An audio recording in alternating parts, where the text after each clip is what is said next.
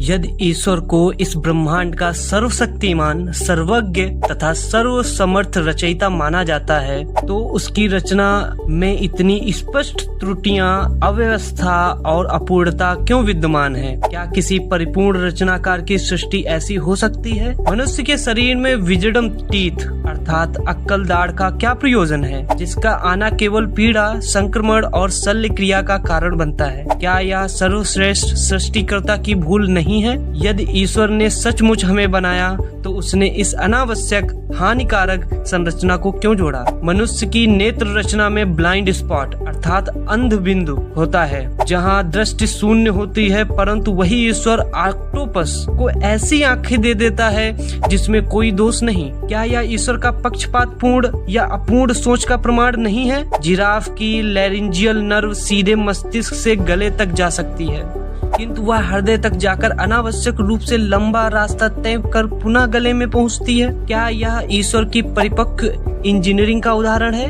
या यह प्रकृति की भ्रामक और विफल प्रयोगशाला का परिणाम है? मनुष्य की रीढ़ की हड्डी आज भी चौपाया प्राणियों की रचना पर आधारित है। फलस्वरूप 2 पैरों पर चलने वाले मनुष्य को पीठ दर्द, स्लिप डिस्क और गठिया जैसे रोग झेलने पड़ते हैं।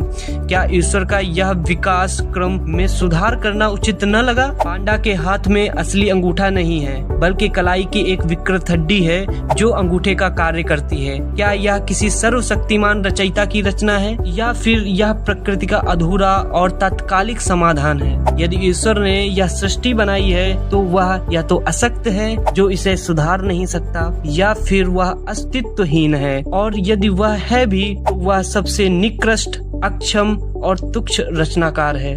सत्य यह है कि यह समस्त जैविक विकृतियां, प्रकृतियां, दोष और अव्यवस्था किसी रचनाकार की नहीं है। यह प्रकृति के अंध विकास क्रम और प्रयोगों का प्रत्यक्ष प्रमाण है। यदि ईश्वर होता तो उसकी सृष्टि में पूर्णता, संतुलन और न्याय होता, परंतु यहाँ तो अपूर्णता, अन्याय और त्रुटियों का बोलबाला है। तो विचार कीजिए, क्या वास्तव में कोई ईश्वर है, या यह केवल मनुष्य की कल्पना का भ्रामक प्रपंच है?